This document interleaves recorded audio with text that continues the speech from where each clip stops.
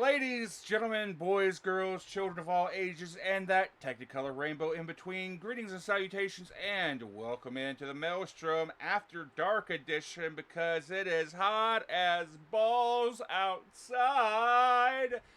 Fuck the sun. Please don't. That's how we got into this mess. Fair. I wonder if that's how Solomon happened. Maybe. Hello, Shinichi. How's it going? Hey, what's going on, Shinichi? Good to see you. Also, Kaya, thank you for the 42 months of Prime. Yes. Saying the life, the universe, and everything. I mean, it is 42. It is. 42 is the meaning of life. What does it mean? Who the fuck knows?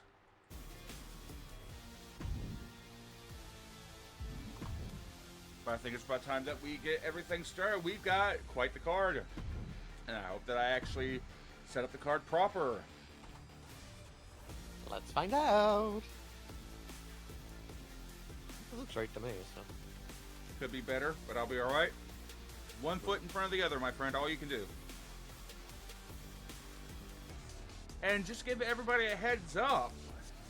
I have, starting in, at the beginning of August, I'm going to have a new job coming up. I have no idea what my hours are going to be for either training or for production. So, Maelstrom may change times, may change days. Who knows?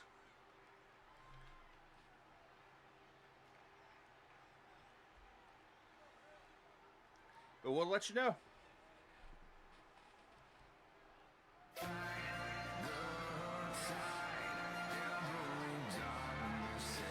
And oh boy, is it tag team night, because almost every match that we have is a tag team.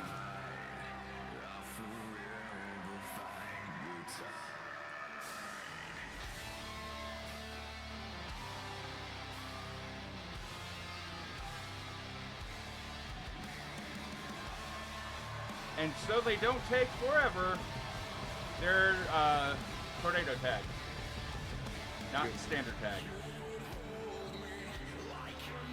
Kelly's about to yell at me. Say again, Kaya? Kelly's apparently about to yell at me. Uh-oh. What did you do? Oh, I just updated the week rollover for booking to week 50. Let's see if I made a mistake. Or if I made a mistake. It's more likely I made a mistake because this is in team booking and not weekly match.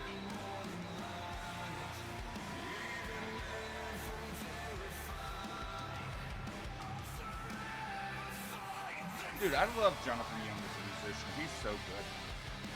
I agree. I'm really happy that he developed a friendship with Caleb. The two of them do really good cover music. What was the one I was listening to the other day?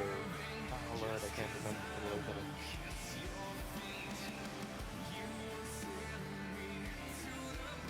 I think it was the villainous take on You're Welcome from Maui. Dude, I still have, like, back when I had Skype and I was using Skype before we switched over to Discord, I don't fucking know why, but I have Caleb Hiles as a friend on Skype. I don't know if we worked on a project together. I don't know if it was, I don't fucking know. But apparently I had Caleb Hiles friended on Skype for some ungodly reason, and I don't know why. Fair enough. It's one of those you have friends in weird places, and they later become known by more people, and it throws you. Uh-huh. I've had a couple of people like that. My favorite one is I'll be chatting along with someone who I've known for ages, and they'll go, "Oh yeah, no, I live in Canada." Excuse me? Yeah. Like, how long have I known Tart? And I didn't know that he lived in my state? And subsequently, that means that everybody that lives in the same house as Tart also lives in my state?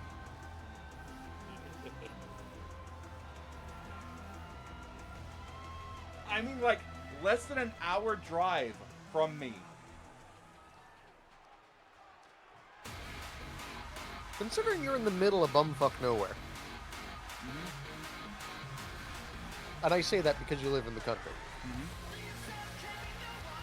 That doesn't really narrow it down. Yeah. Apparently I'm quickly becoming not in the middle of bumfuck nowhere because 4 housing developments have sprung up around my location, within 10 miles of me. With any luck, you'll be able to walk 5 minutes down to the corner store soon. The nearest convenience store is about 4 miles from me. 4 miles from me is about a half-hour walk. And that's if I'm taking my time. And I That's know... 4 miles. Go ahead. Either. I know that they're housing development building rather aggressively because every month or two I get about a dozen calls asking to buy my land, or if there's any vacant land that I know of in the neighborhood.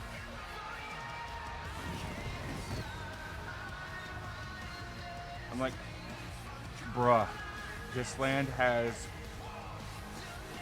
my land has a forest and 2 houses on it. It's not vacant.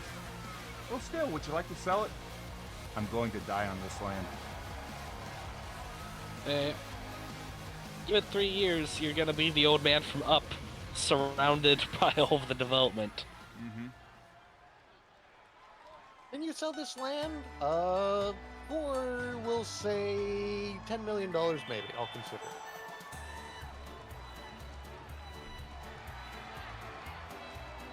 it. If you're going to sell the land you're on, at least make sure you're getting well paid. Oh, massively oversell it. Yeah. And then buy a nearby house that's like a fixer-upper, stupid cheap, and just move in there.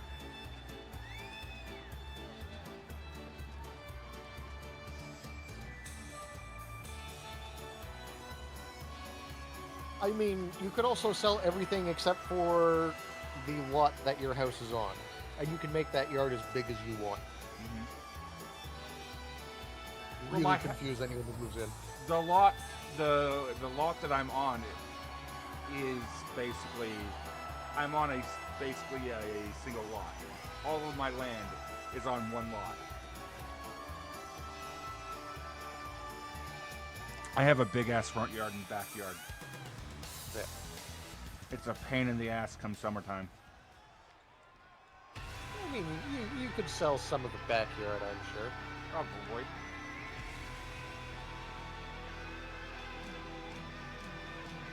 Yes, Mowing is Callie. terrible. I can't say that because mowing is like 80% of my exercise in a week.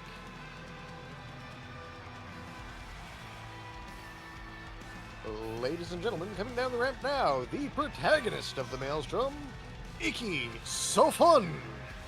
Let's go! Yes. Preach, Callie. You see, that's why a lot of you should move to Canada. There's dry places in Canada.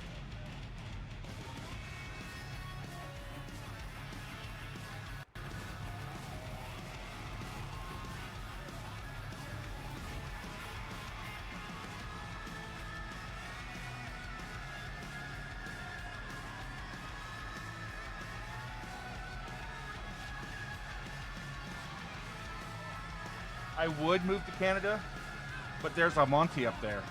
And then all of my marbles wouldn't be safe. Don't worry, I'll hire the kobolds to make sure they keep your marbles safe.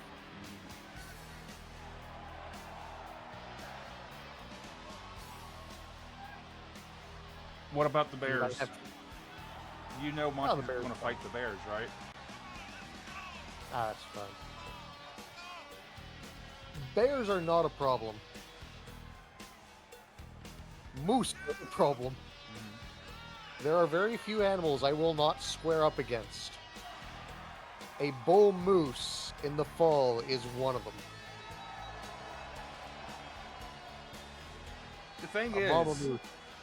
Oh, predator species, when they look at you, they always have to make calculations on if it's a good idea to jump you or not. Prey animals don't give a fuck. If they feel even the shadow of threatened at you, they will come at you with everything. so a predator isn't just fighting for their dinner. If they get hurt while trying to take you down, that could potentially kill them and stop them by stopping them from hunting later on. A prey item, it's either death or death.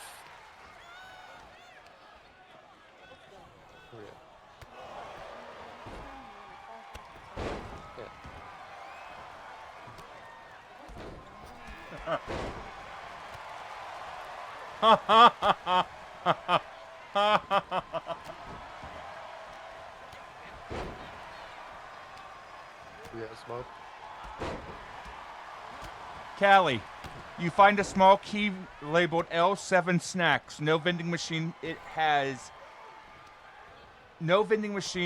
fits has ever been found. It smells like artificial nacho cheese. Now that's one of 3 vending machines.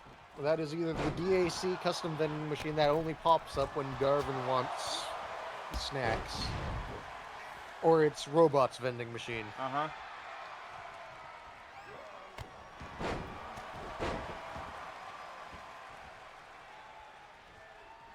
I don't feel like it might be tied to Ignacio Cervantes. Maybe. It might be Ignacio's personal vending machine. Vegeta, you find a wind-up brass moth that flutters for 3 seconds, stops, then sneezes out a puff of steam and falls over. Yeah, as Robot says, sometimes it's not about being stronger than what hunts you, but being strong enough that makes you not worth the effort.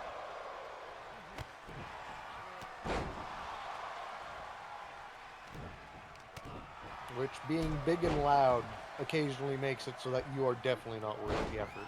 Kayeth, you find a feather the size of a dagger, weightless, and sharp edge. Holding it makes the wind briefly pick up, no matter where you are. Kododoman loves this hat.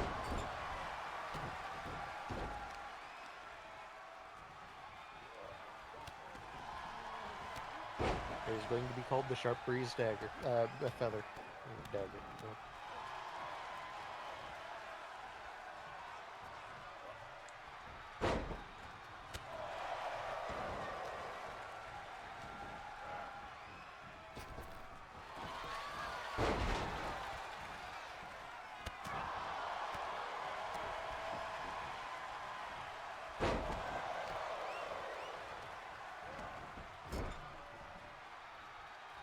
Holy shit, that is dark. Yes, bub. I just pulled up the next set of trinkets. Glorious. Ooh, are they gonna be fun? The fact that humans can also not only stand on two legs to look bigger, but also have ways of multiplying that size fairly easily is terrifying for most animals. Like, your coat is probably your best defense item. Umbrella, too. Oh, that's a fucking Fey item right there. That came from a Fey. I can, just looking at number 10, that is from a fucking Fey. You stealing shit from my stash again, bub? Maybe.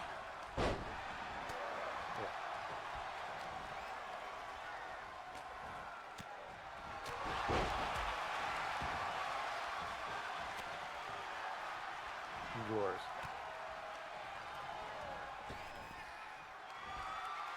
Oh, I had a event happen last night, bub. Oh. So, Kivash and I were playing Pokemon Go, and we were walking back up from dropping Pokemon off at a stop, and I look over and I see a Mama Raccoon pop out of a bush, and I go, oh! She stops and looks at me because she recognizes my voice. It's raining. Both Kivash and I have umbrellas, so she immediately moves sideways and puffs up. And then one of the two larger babies comes out. And the other one comes out, and they both look at us, and they go, oh. And Mama, now in defense mode, because umbrella, goes, no, we're leaving. And then two smaller babies come out, which were probably the first years, where the larger ones were probably the second years. Mm-hmm. And they are a little confused, but they follow along. And then about a minute passes, and then the runt of the litter comes out. And this thing barrels across the sidewalk trying to catch up to everyone, not realizing they went down the alley and not across the sidewalk.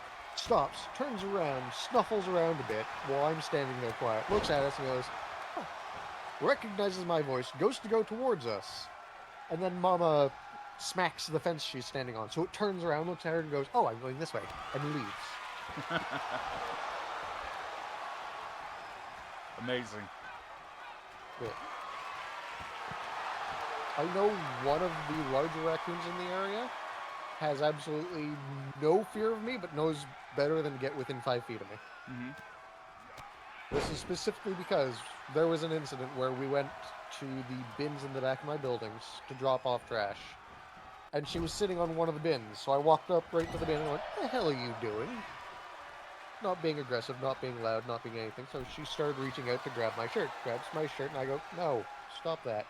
Lift up my cane and start poking her in the nose gently with the end of my cane, which gets the desired response of the hand flail and everything.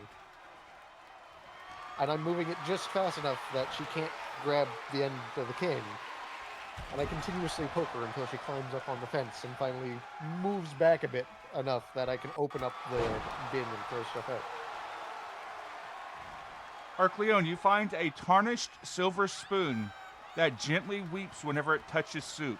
It refuses to interact with stew. I mean, to be fair, Stu is half dead.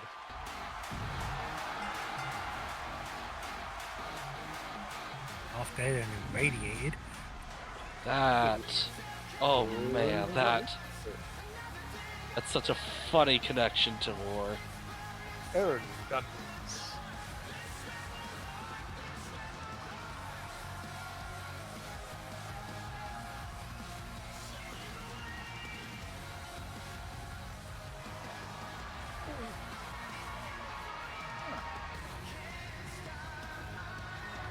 Looks like Aaron picks up the victory.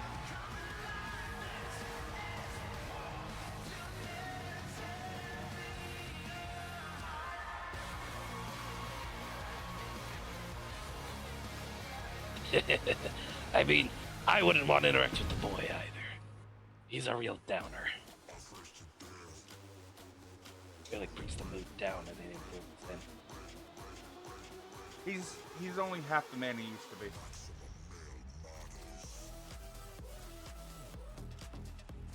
it's true. I will say, on that note, I've been enjoying all the various interactions I've been getting about Kotal Doman. Mhm. Because the man is a right bastard. He's designed to be. I mean, he is quite intimidating. I mean, especially to a goblin, considering Kotal Doman is what? He is, if I look at it, 8'2" and 738 pounds. He's actually light for the size of him. I can see that, Callie. You know, if I was a regional DM, I would say that Stu could activate halfling-specific magical items due to his condition.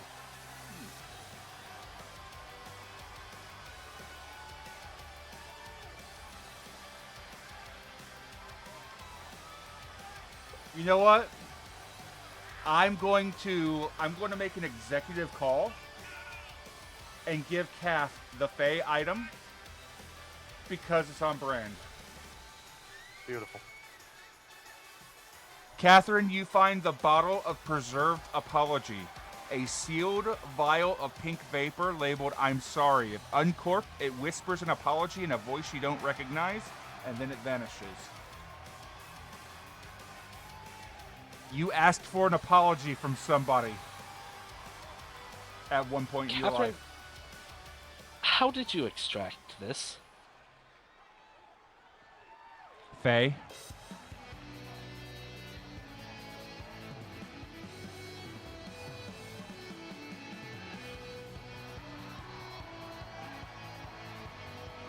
Do I need to go into deeper detail? Faye? Very fuckery. I'm a little concerned, but it's fine.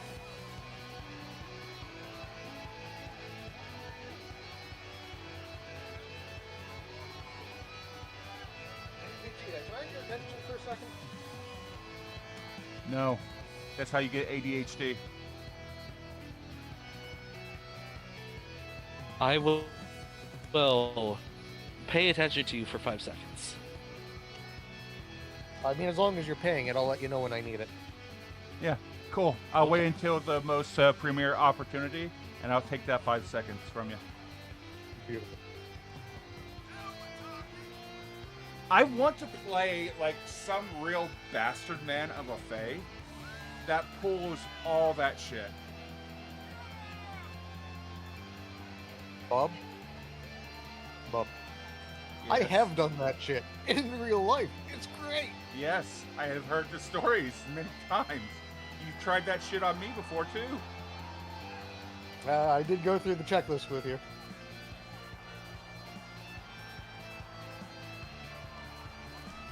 That's one of the reasons why Bob isn't my real name.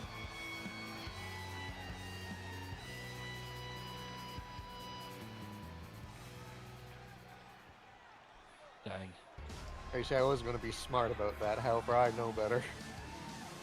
I can't believe Bob lost his real name in the summer of '93. It wasn't 93. It was 02. No. Fuck no, Bob's not my real name.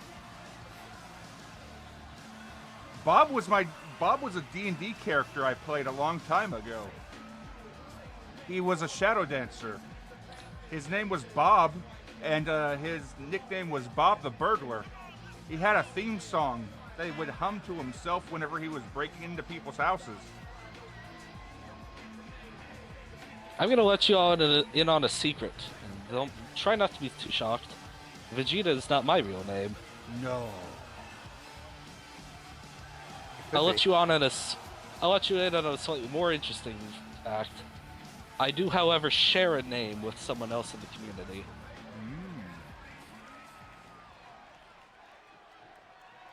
I mean, I share several names with people in the community, but we won't get into that.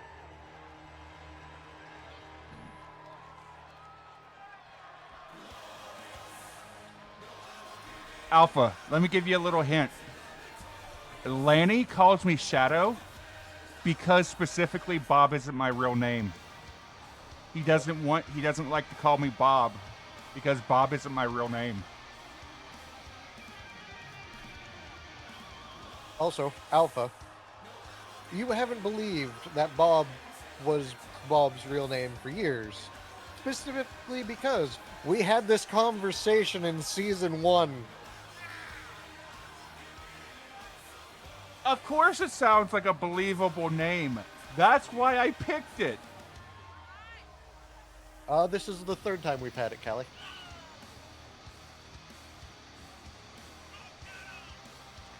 Shit. Who's going to be wiping Alpha's memory this time? We can't let him remember. Don't worry, it's my job. I'll get him tonight. Cool.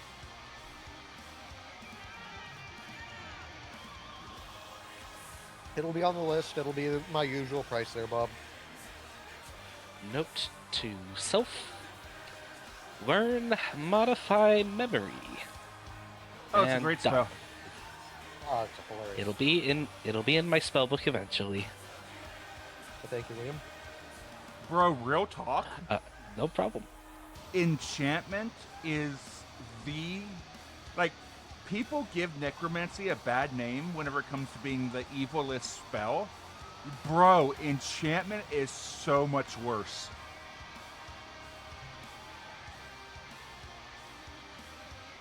Necromancy is only evil when you are binding a living soul to something. All other times, it is affecting the anima of something, which is 1/3 of what makes you you. Because your anima is what allows you to move.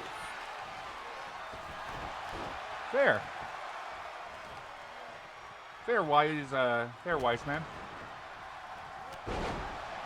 It's not the use of necromancy that's evil, it's the application of it, I would say. Fair. Because let's say, oh, this person was murdered. You could ask them, and they could let you know who murdered them. Yeah, what The am I... difference- Go I ahead. mean, it's literally a case of, like, you could ask them for consent, and that's okay.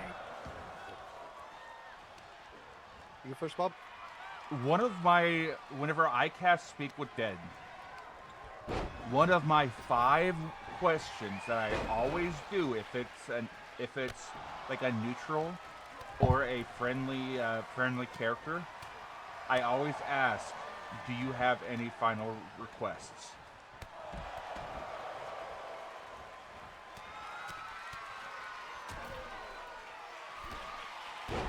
I always make sure that I ask that question.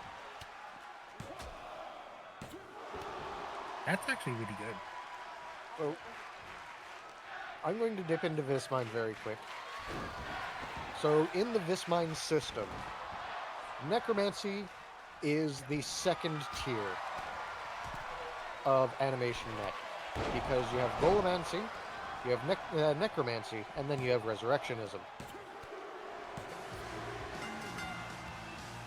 Golemancy is applying anima to something, allowing it to move. That's how you get animated tables, animated chairs, yada yada yada. Ladies and gentlemen, your winners, Teriel Nimbus and Van Theo.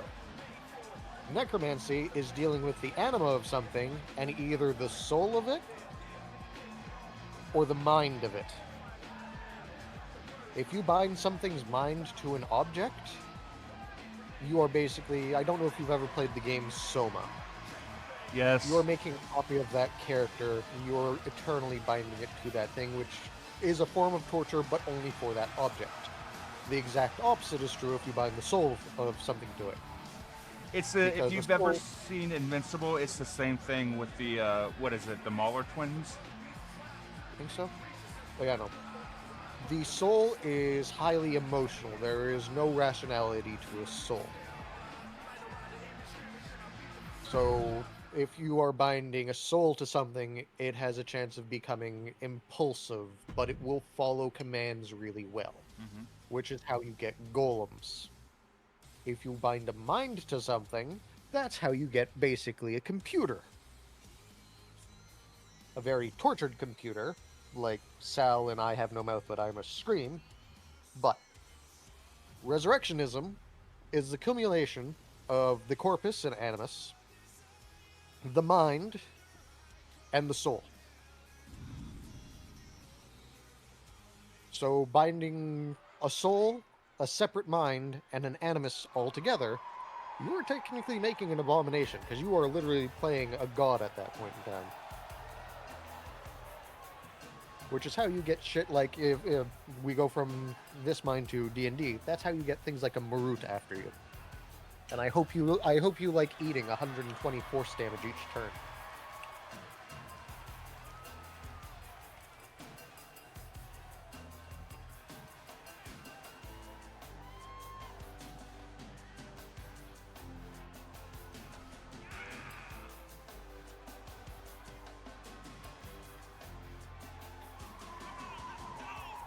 Do not let Hekna in. But Heckna's great, Bob. You might as well open the door for Hugh Percival Lockcross. He's also a nice man. I don't like Hector anymore. He's mean.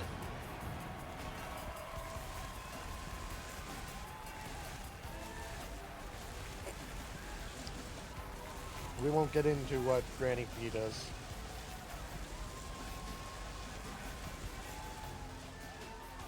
Granny Fee is causing psychological trauma to JC, and JC is not the DM for the setting. Good.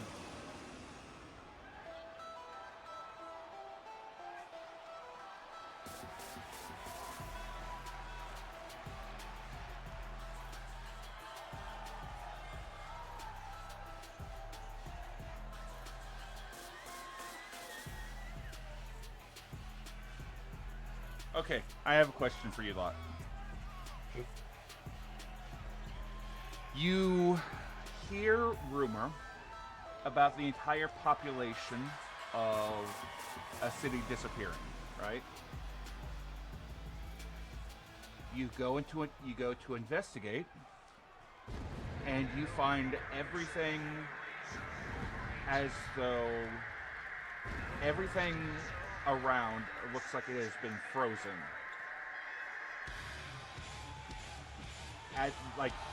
Frozen in time. Like cars are still in drive, doors are open, no vehicle crashes, no nothing like that. You look around, you don't find a single person. But oddly enough, there are teddy bears scattered around. There are dolls. Just run. There are etch-a-sketches here, there, over there. What do you think happened?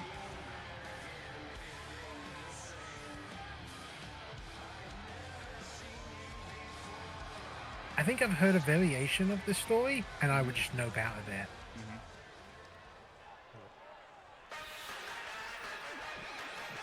Well, the question was what happens there, right? And I believe the answer is Build-A-Bear too far.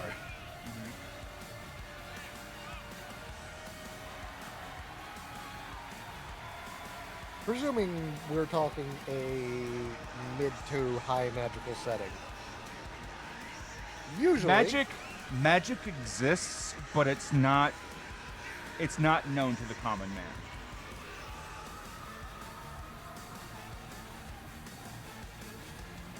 Usually, I'd presume somebody fucked up somewhere while trying to praise the old ones.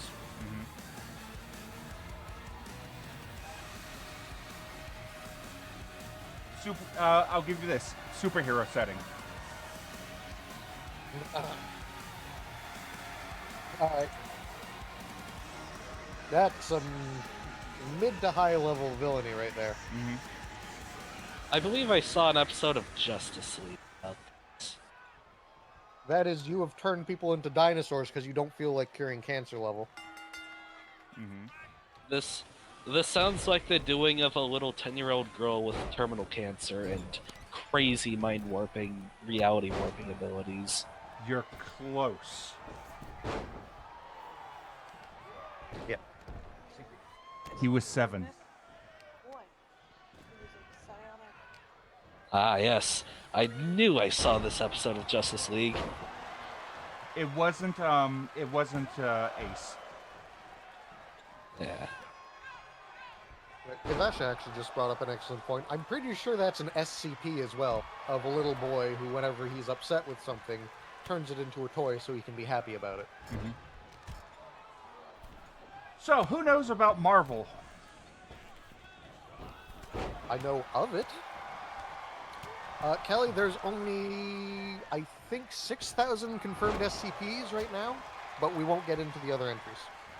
Who recognizes the name Kevin McTaggart? I recognize the name, but that's probably because I used to go to high school with him. Mm-hmm. I don't know that name.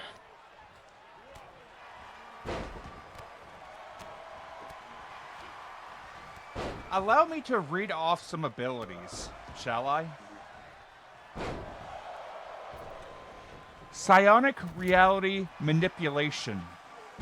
Magic. Power manipulation. Teleportation. Molecular reconstruction. Telekinesis. Force field generation. Energy form. Telepathy. Telepathic immunity. Telekinesis. Energy manipulation. Energy projection. Energy absorption. Immortality. And possession.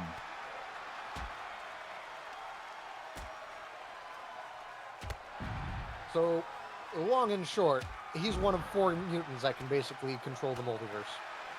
Uh-huh. Hilariously, he's up there with Gambit, when Gambit doesn't have the upbringing he has.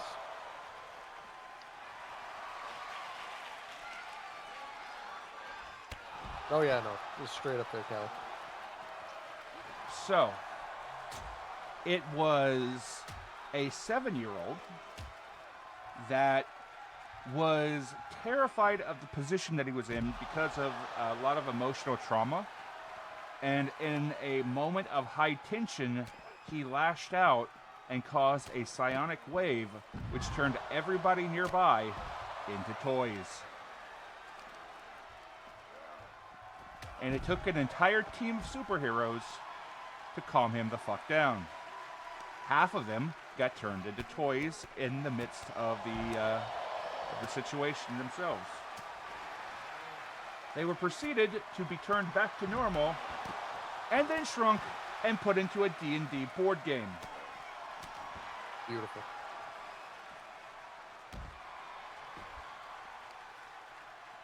Gabby was the wizard, by the way. As you do.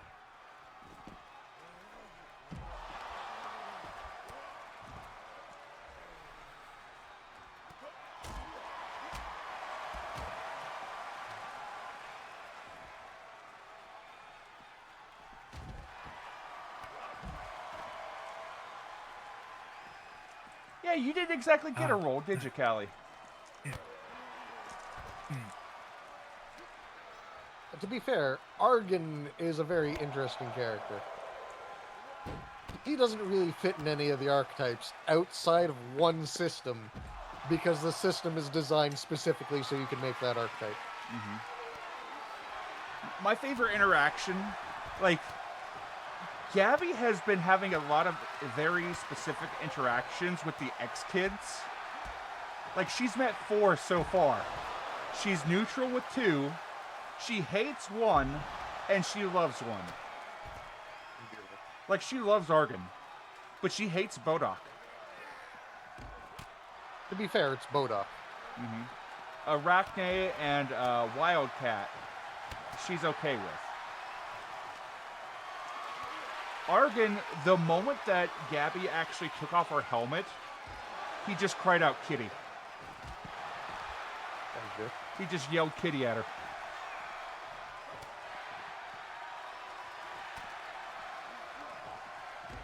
Which, Callie, is going to be very interesting because Gabby's the barkeeper, the bartender at the gala.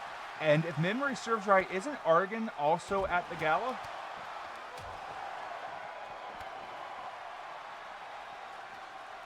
So, practically speaking, Callie, that would just be Argon has an innocent social presentation. Well, doesn't Argon actually have like traits and stuff like that to be to be like super social and everything. Possibly. Yeah, both him and Doreen have similar things. Well, this reminds me of when I was first making the This Mind setting. I had somebody who wanted to DM because they wanted everyone to mess with the spells and make one spell. And that's all you could have.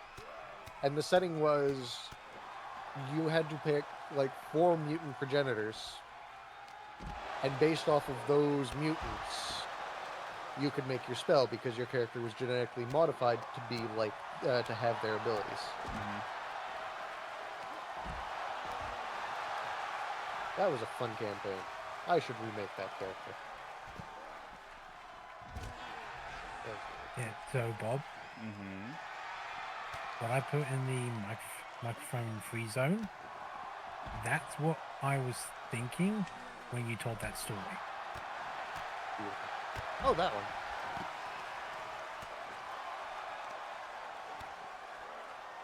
And we have blood.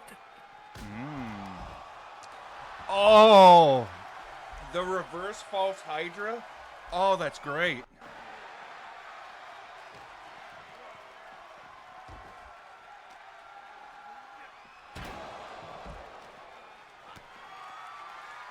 Is that the one where they basically take a powerful narcotic and end up losing the campaign, and they come through a different set of heroes and they have to attack the heroes from the previous run? It's like the inverse false Hydra is the exact opposite, where instead of erasing memories, it implants itself in your memories. Oh, that is the mimetic in the Watchtower. Yep. That is also a fun one.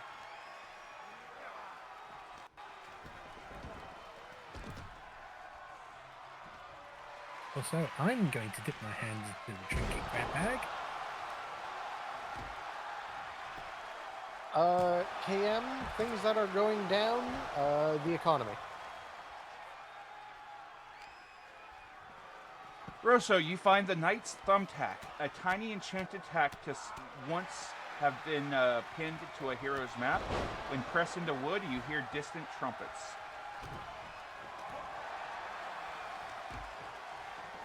Kelly, later.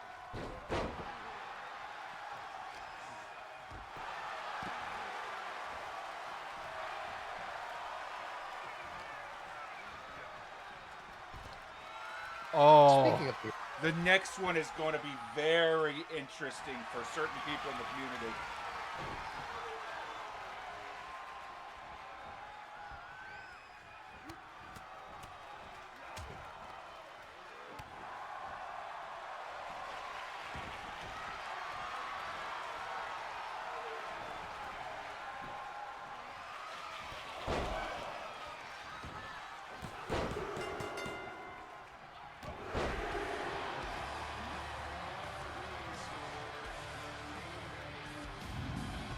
oh,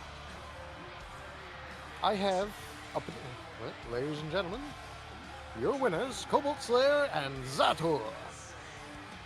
I have a potential team name for Coleslaw, Zator, Jackal, and, what's his name? Tenjamin. Tenjamin. The Frostfire Hunters. El Robot, you find the Fey Leaf bookmark, a brittle leaf that always appears at the most emotionally devastating chapter of any book it's placed inside.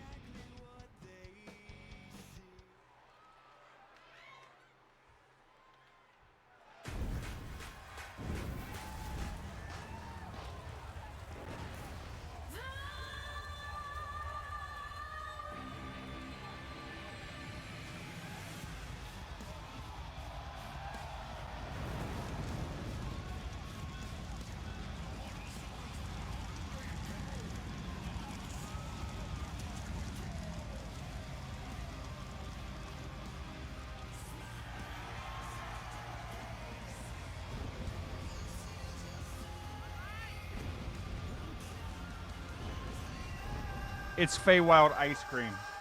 So it's flavors that you can't possibly imagine. That is going to Fields Flowers of Algernon your taste buds. Or it is probably owned by something incredibly dangerous, and taking from the ice cream is going to cost you dearly.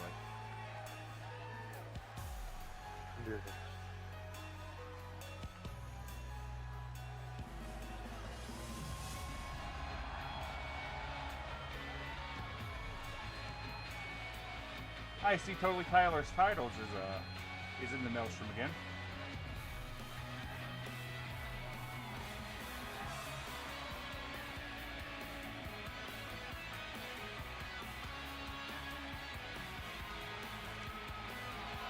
But to be fair, they are a major sponsor.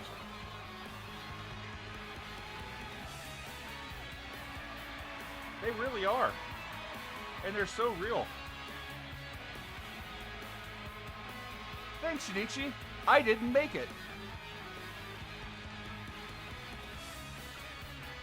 I just grabbed it off of the uploads.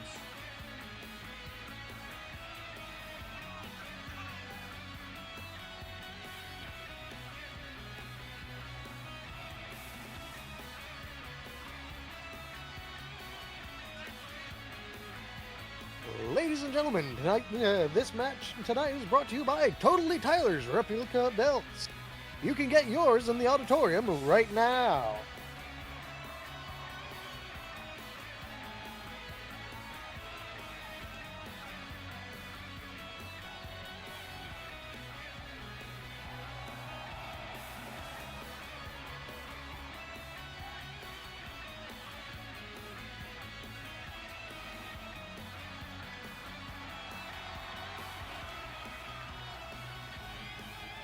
I mean, quite likely, Callie.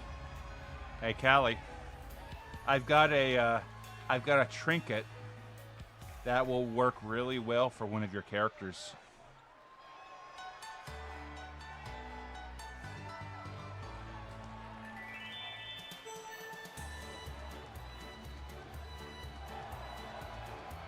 You know what?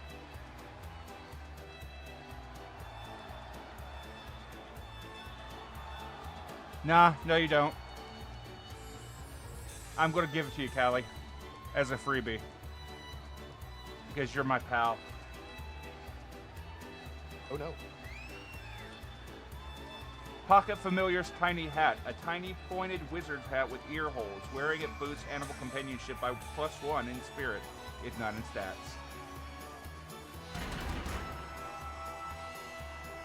It'll go great with Haunts or with the new robot dog. I say new.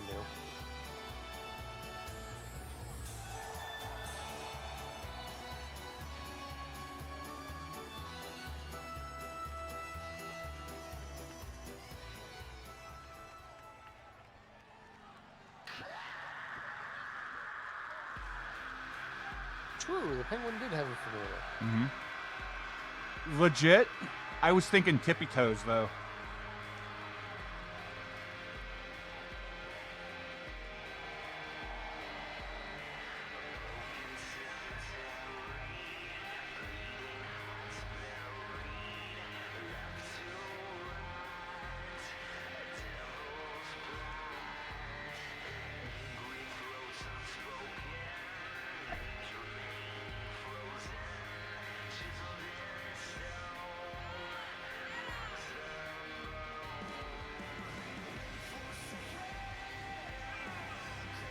Also, Callie, I appreciate you being a sport on the on Urza's dream with Gabby and Tippy Toe.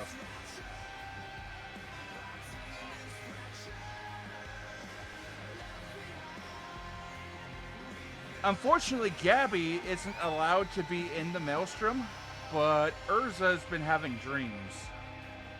And when Urza interacts with his pendant right before he goes to sleep, it messes with his dreams.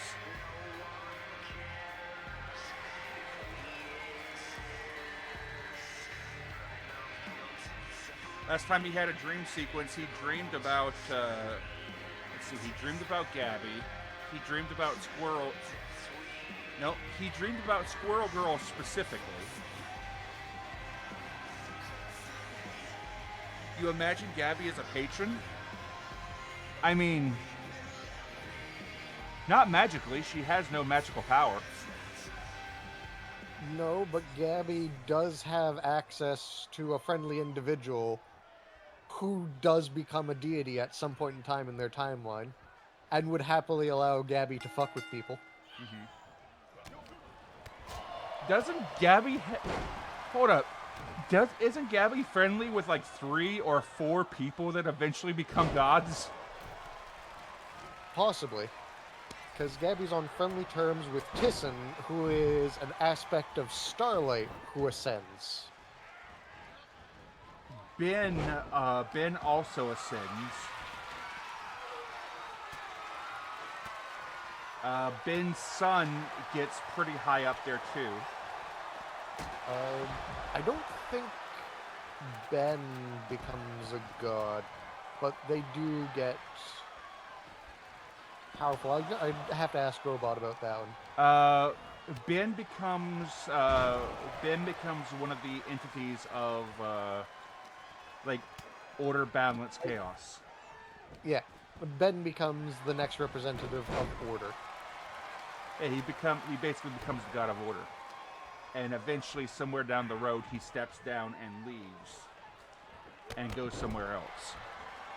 Yeah. However, he may or may not have claimed deity status in that time.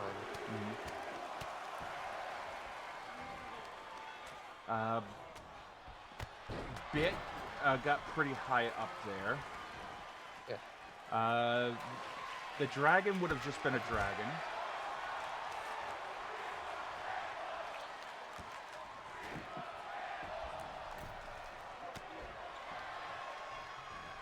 Yeah, I can see that.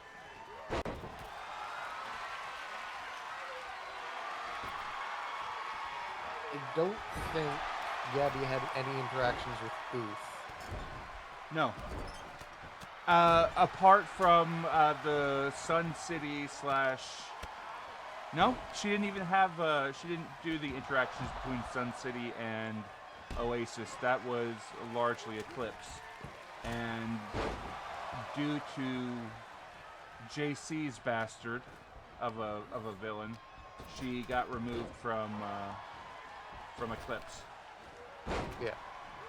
Which Uth was the military representation of Oasis, so he didn't deal with any direct politics. Gabby preferred to stay in her lab and collect her robots, basically.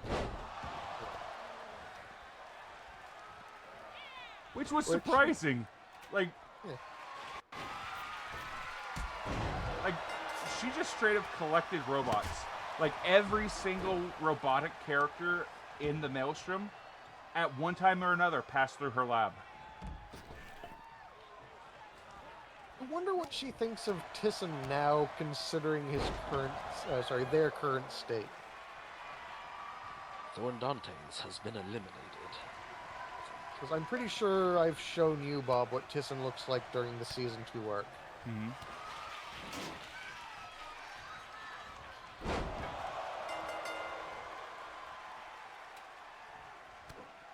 Ooh.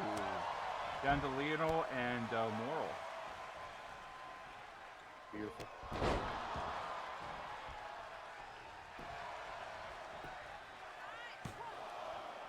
The hell you mean, finally, boy?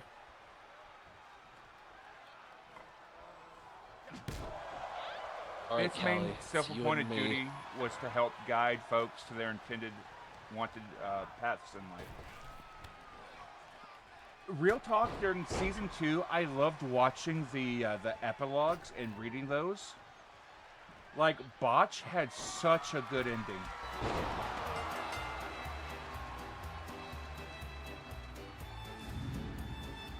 As soon as... I love it. As soon as Callie said it, Leonel took a drop kick to the face. Let's go! I'm rich!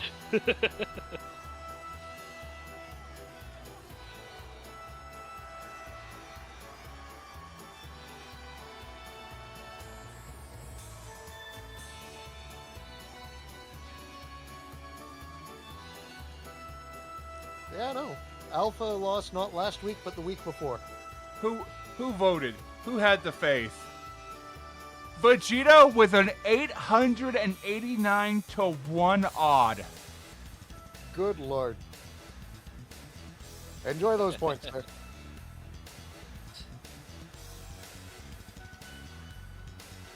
Bro put 10 points on the line.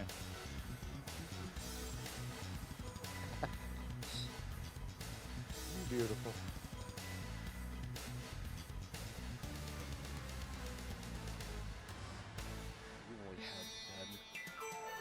Bro put 10 points on the line and won almost 9,000 points.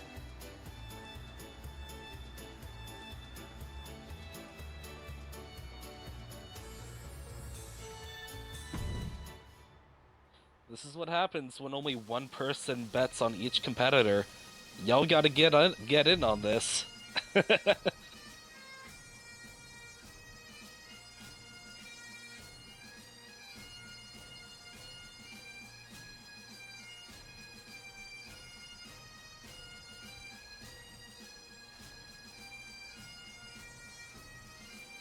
Moral has a great tag team win-loss. Mm-hmm. He doesn't have a great singles win-loss. So, trinket bag. Ash had 1,901 points. Thorn had 69. Lionel had 10 points. And Moral had 10 points. So that last bout between Moral and Lionel, somebody was about to win big. Fair, Cleo. And Vegeta, I see that you have a trinket request. Let's see what you got. Do I go with Mystical or do I go with Balance? Why not both?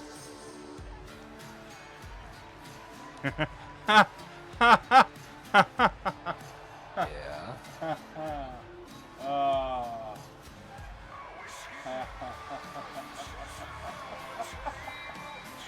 this is so good for you.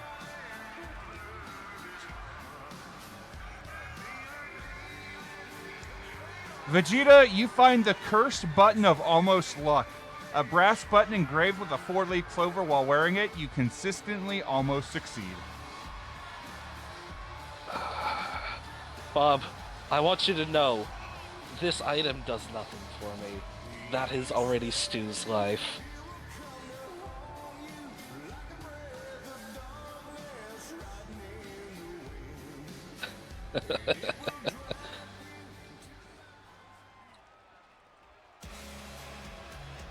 I'm beginning to think that when Yig left, he took all of Stu's luck with him. Here's the thing, it says you constantly almost succeed.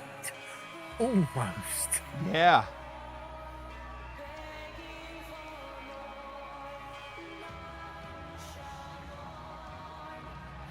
Though I did have a very funny thought earlier.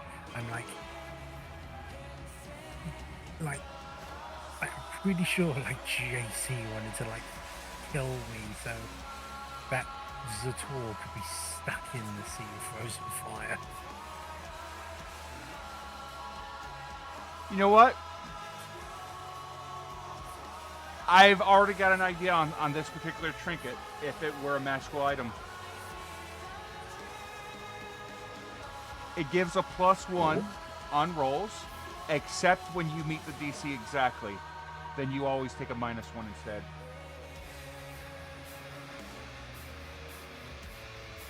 I will make a note of this. But that's if it were a magical item.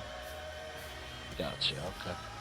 I will make a note of this for future reference to JC. For those that have points, the next trinket is dark as hell. Beautiful. Oh, yeah,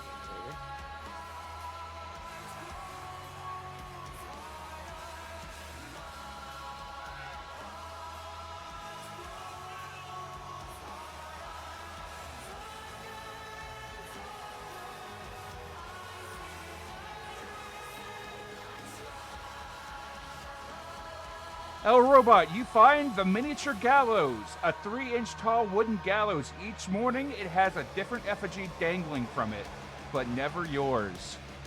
You recognize the effigy every single day. Beautiful.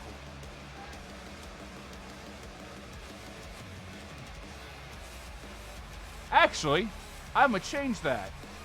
You better hope you don't recognize the effigy.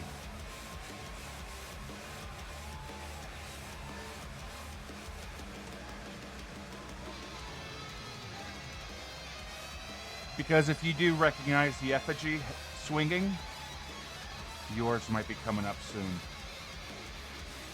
Let's turn that shit into an SCP.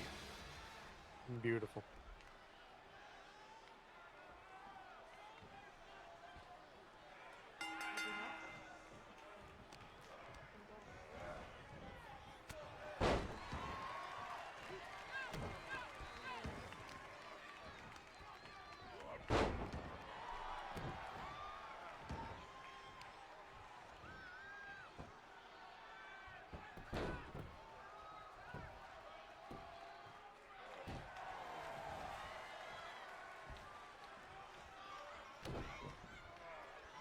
See, what do we have next?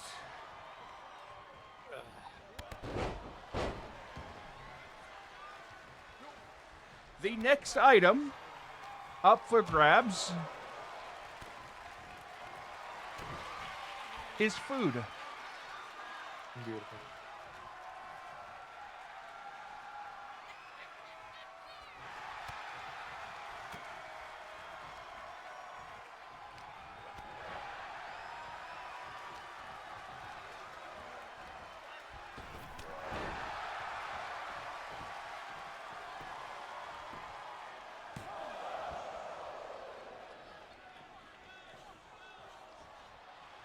The next item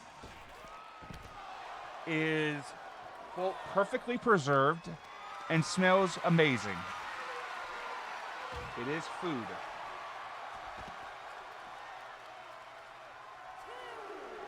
And it is up for grabs.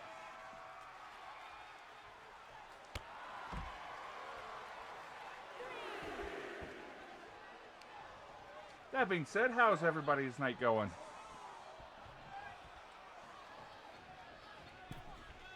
Going okay for me so far? Good.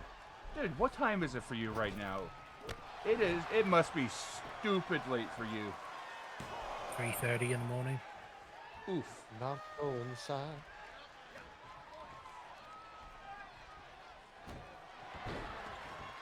I was up until about 7 o'clock this morning playing Cyberpunk.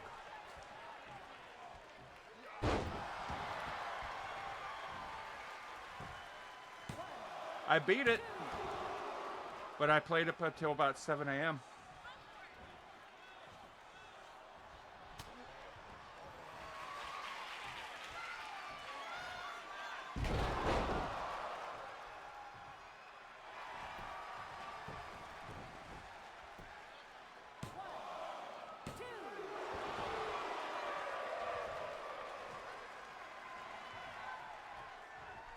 I'm in a holding pattern writing promos for M&W between rounds of Monster Train 2 and trying not to melt.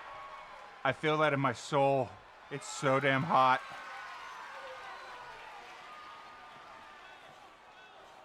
It was like 102 yesterday.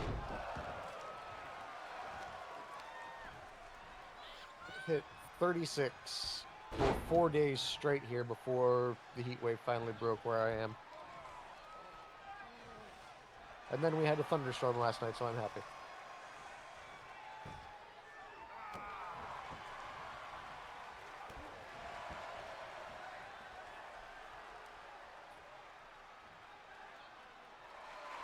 Oof.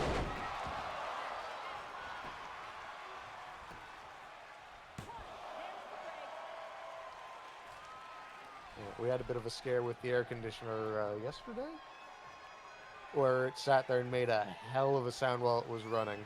Mm-hmm. So I turned it off for the day. Compressor or Most likely the compressor, either that or the fan is coming unbalanced, which I wouldn't be surprised at because the AC is over 10 years old.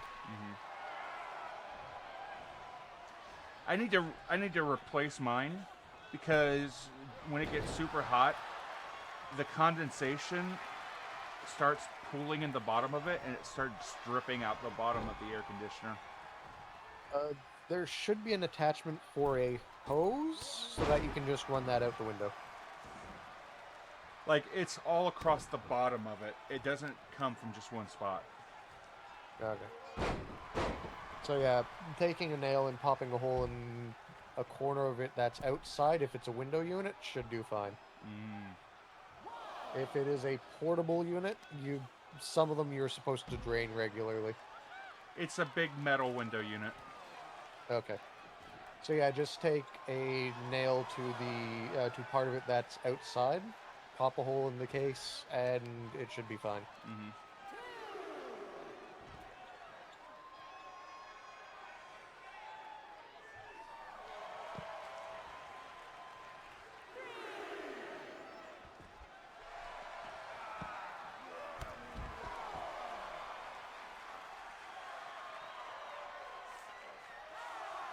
Before now, how long has it been since Miska actually fought?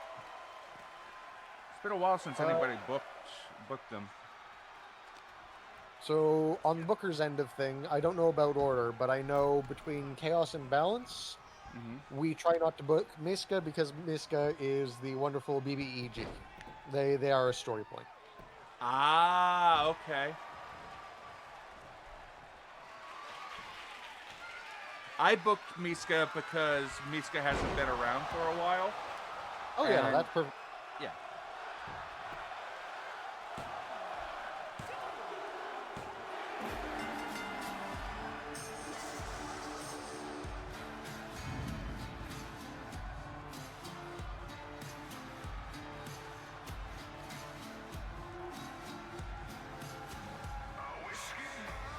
Ah, Miska doesn't like being booked. I gotcha.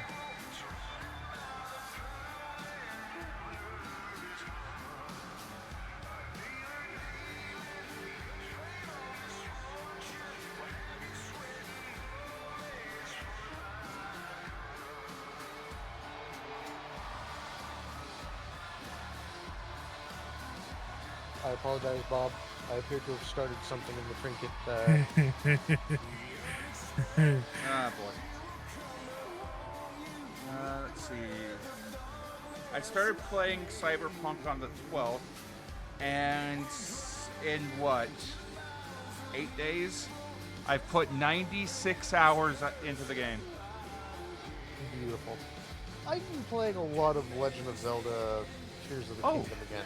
That's No, I fun started game. playing on the 10th, so that's been 10 days. I put almost 100 hours into it. 10 hours a day, that isn't bad. I mean, if you could stream it, I'd recommend it. I thought about it, but it's not exactly entertaining to watch somebody play like a GTA, Skyrim, Elden Ring or Elden Scrolls or what have you. If this is your first playthrough as well, I always recommend that if you're wanting to play a game, play it for yourself first, and then play it for other people. Fair. Because that way you can sit there and make a character for it the second time you go through. You can probably guess who the character I built for Cyberpunk. John Rimbo, the one-shot pistol wonder. Holy shit! How'd you know? I live in your walls, Bob. Ah, fuck. You're out of milk. No, in reality, I built Gabby. I know.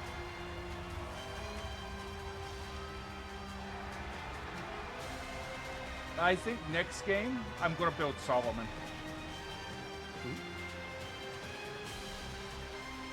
You know, when I played Cyberpunk, the visual appearance of my V was used as the basis for debug for WDW.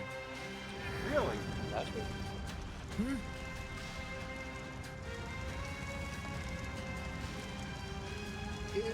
when I eventually get around to playing Cyberpunk, because for some reason it's one of the games that when I changed computers I was given, I will probably try and make Felix Candid, which means I'm going to be maining a pistol. Plenty of those. Hello, Captain. Hello. Hello there. I went technical. I went technical ability, intelligence, and I believe reflexes. Sounds about right.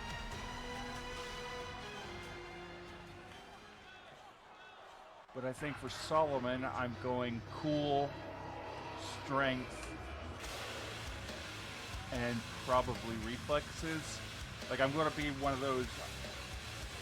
I went with a Netrunner my first run, and I think second run I'm going to go basically full samurai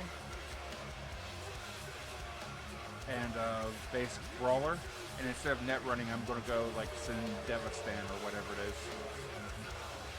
It could make Hitafi. So, practically speaking, Hitafi is from a high fantasy setting, and they got the nickname Saint Acid because they heavily favored acid damage. And they were part of an organization called the Cleaners. I could basically do that in Cyberpunk. Just instead of acid, it would be hacking. I mean, there are weapons that do poison damage and corrosion damage. That would also work.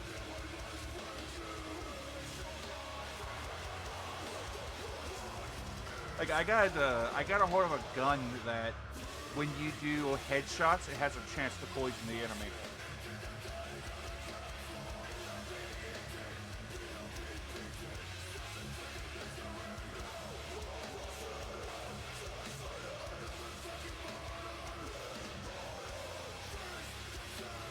One of my favorite things about the game is you have a stash.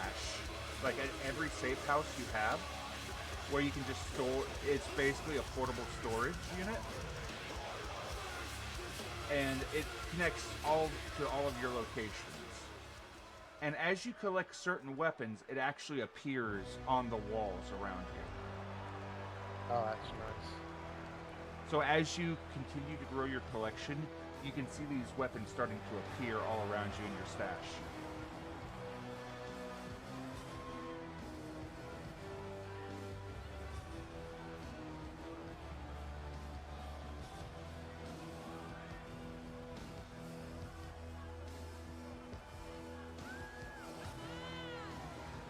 I just realized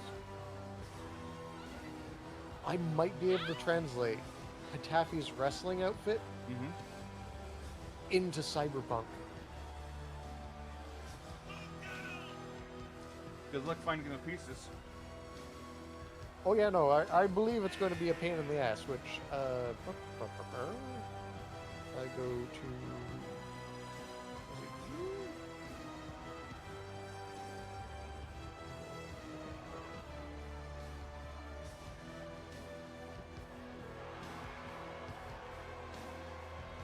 Also, Kath, how do you feel about your bottled apology? Well, it's definitely interesting. I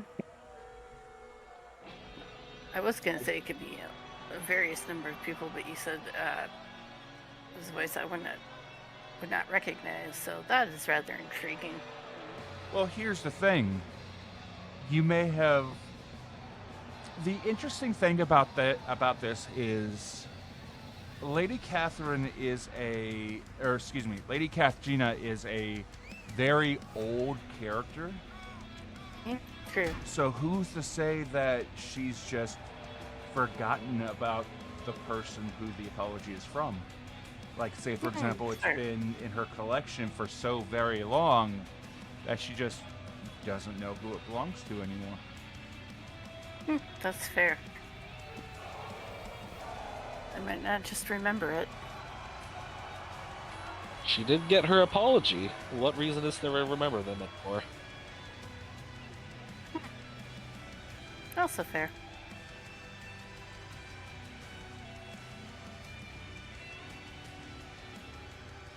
I just dropped Hatafi into no mic zone. That should be doable from what I've seen of the game. Hmm.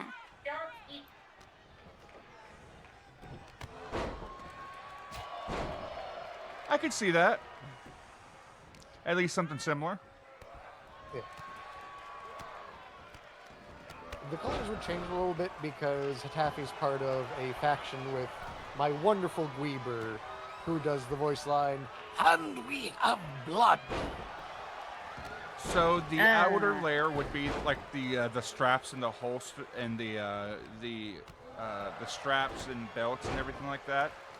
The shirt would be a layer. I don't know about the arm sleeves. The belt, the pants, potentially. I don't know if it's going to be as fashionable as that, but you could probably find something like that. So looking at Debug, which Rosso posted, the Cyberpunk one, those pants are actually fairly close to what Hatafi's using. Mm-hmm. Yeah, instead of being red, gold, and green, it would be green, white, and I think black. I'd have to look at what the cleaner colors are again.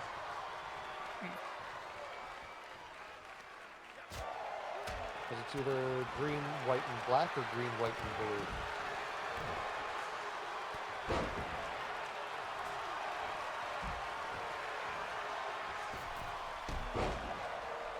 I will say, it's going to take you a little bit to get used to the lingo.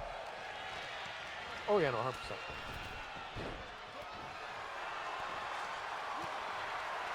Especially considering I have a lot of lingo wriggling about in my head there, Daddy-O. Mm-hmm.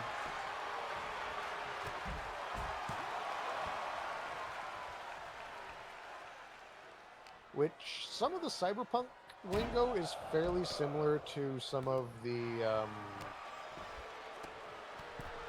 oh, what is it called? My brain just blanked out.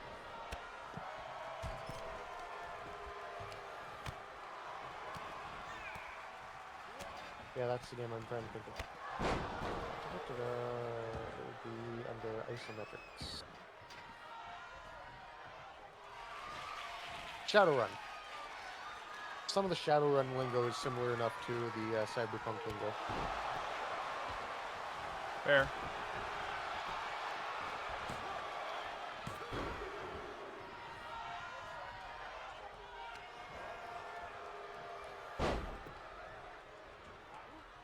So, KM, in the Shadowrun games, I played it through twice. The first time I played through normally, the second time I played through the games chronologically, and I carried my character through the end of one game to the start of the next game.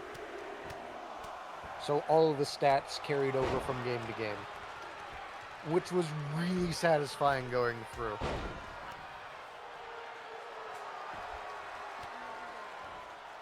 That troll was a silly bitch.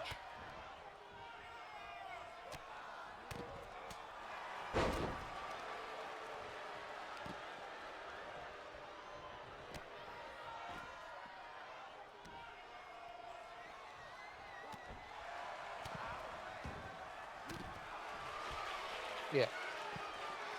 So if I click back over to my Steam,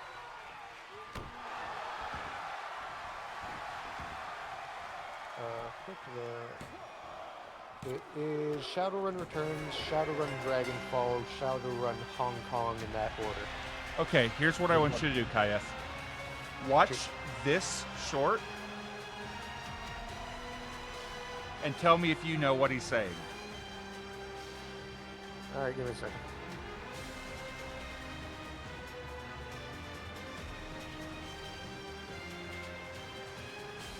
Tell me if you can parse out what he's saying.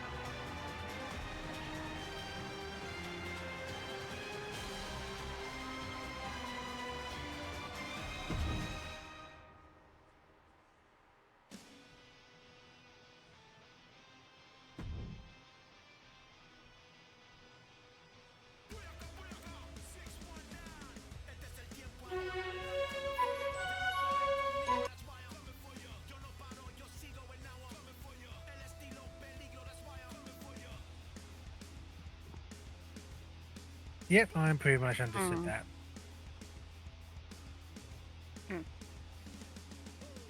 Bob, have you hydrated? Yes. Good. I have a large bottle of soda.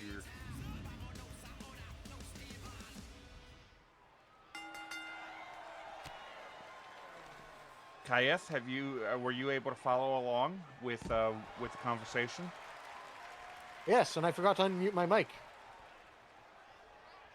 So yes, I was able to keep track of all that except for maybe one word, which was just I turned and looked at Kivasha while he was talking and then looked back. What was the word?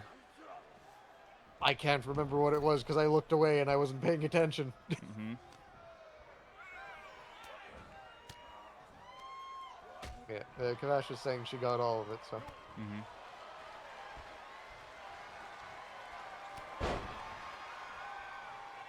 No, it's not chum. It's chum. Chum. Yeah. Chum is a word for like a friend, family, close friend. Yeah. The subtitle is Chum. Ah.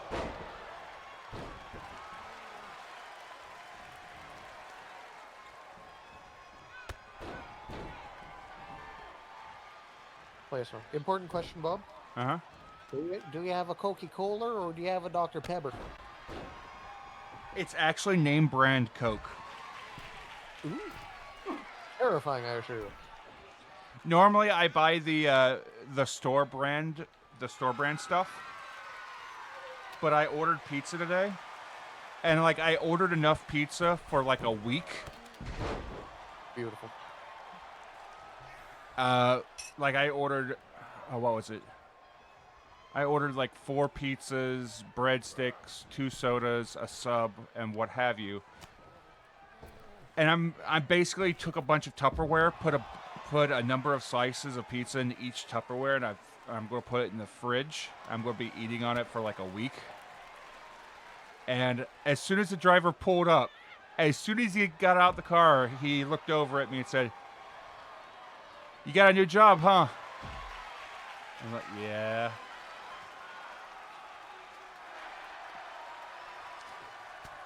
It's a local mom and pop place, and every single friggin' driver knows me. Like every single one, they know. Mm-hmm. There is a place in Toronto called King Slice, and they have like 2 delivery drivers, and the guy sits there every time he goes, "It's been so long since you've ordered, you should order more often." Mm-hmm. Because for some reason, everyone likes me in retail. Granted, I used to work retail. Funny that. Mm-hmm. Working retail teaches you how to work retail? Almost like everybody should have that 1 year of required retail work. Yeah. That's fair. I'd argue 3 years of required retail work. Mm-hmm. And that is mostly because 1 year of retail work, you can occasionally get a good year and just miss all the bad shit. Mm. However, that might be a more Canada-exclusive thing between Canada and no, the that's definitely Canada. Yes. Deal with Americans and their bullshit. So, Bob, you know I was a de-escalation specialist. Uh-huh. And I was a de-escalation specialist on the border of Quebec. Mm-hmm. Which I don't know if you get it so much Spanish to English, but I know you get it from English to Spanish, where they refuse to speak the other language.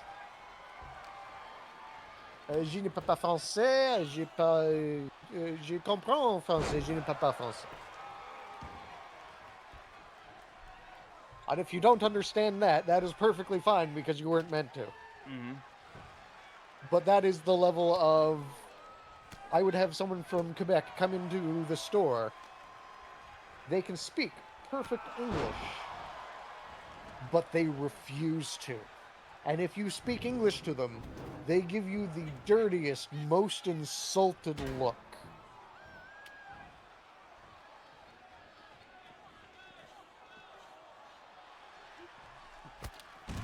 What I would do is, just to be an asshole, I would learn. I'm sorry, I don't speak French. Imperfect French. And then proceed to learn. Oh no, I learned just enough French to say that and just to explain this.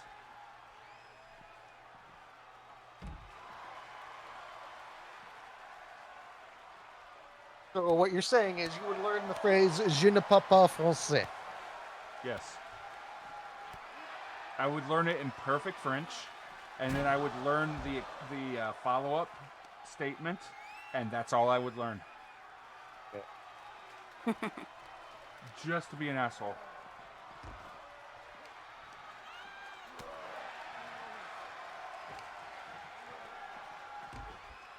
Well, Vegeta, there is a new patch came out recently.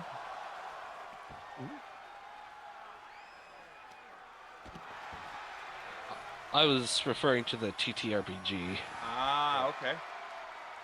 Cyberpunk Red. It's kind of like Mutant Year 0, Mutant Year 1, Mutant Year 10 are all their own editions of the game. Which I should see if I can hunt down rule book for Mutant Year. Fun fact that I just learned today from the Marvel Universe. Did you know that Xavier's mansion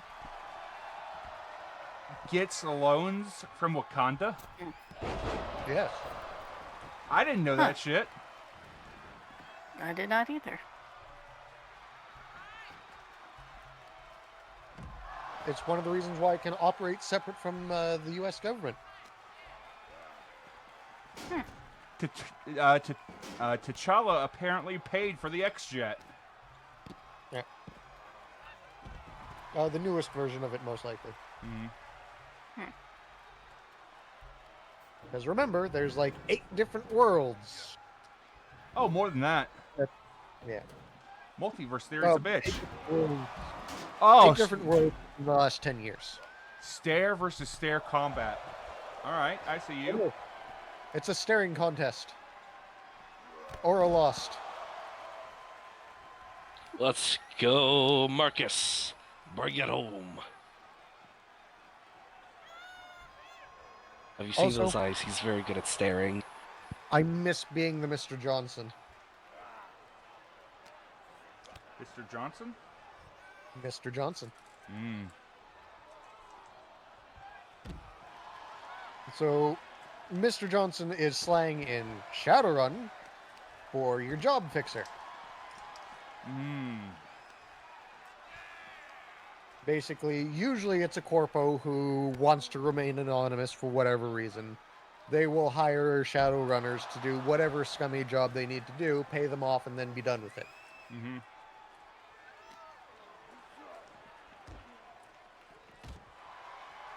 I've been pulled into various campaigns in various settings to be the Mr. Johnson.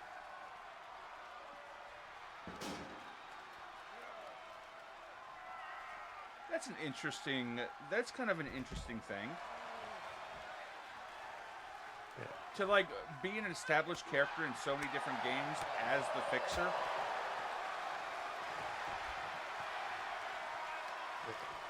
Which my alias, if I wasn't given a character to play, usually ended up being the man in green. Which is great.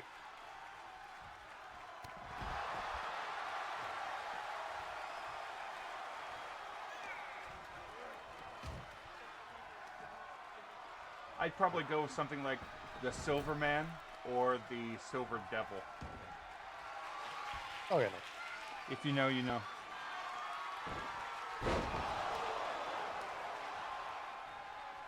Which I need to set up a new handler character called Barry Lichman, which is usually your go-between for your Mr. Johnson. Aren't Mr. Johnson's like dragons or something in Shadowrun? Ladies and gentlemen, you have a new champion, Marcus Alistair.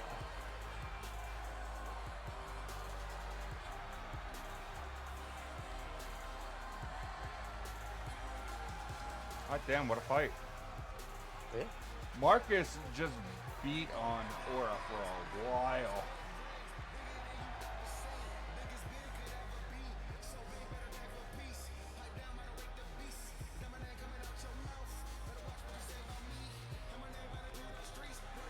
Did it look to anyone else like Marcus was about to sneeze there? A little bit. You had to hold him back. Probably would have sneezed blood. Get that good sneeze in. Sneeze out like sneeze out something, and then get that immediate burst of like fresh air. Like breathe in 4K HD. Ooh, Have you yeah. ever booped a dog in the nose hard enough to make them have a sneeze? I've seen it happen. That's probably what happened with Marcus.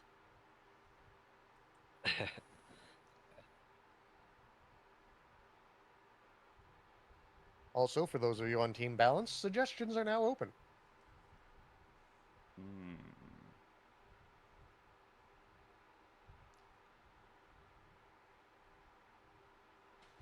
Alright, time to grab some dice and see who we're rating. Let's see. 1, 2, 3, 4. 1, 2, 3, 4, 5, 6. Let me grab a D6.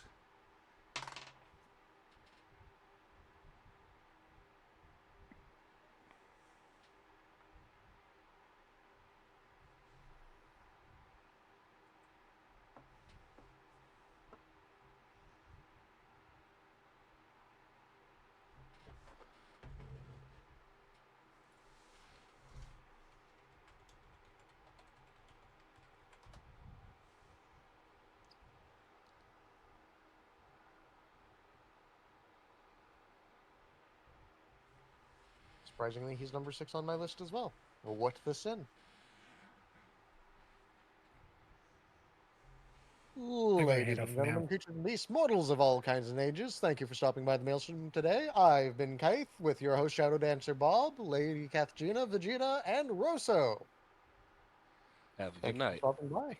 Have a good night, Bye all. bye. Have a good one, y'all. I appreciate y'all coming out, hanging out with me. Take care of yourselves. Take care of each other. And I hope you all have a wonderful morning, noon, night, evening, wherever it is, wherever you are. Have a good one, y'all. Bye-bye. Bye-bye. Bye.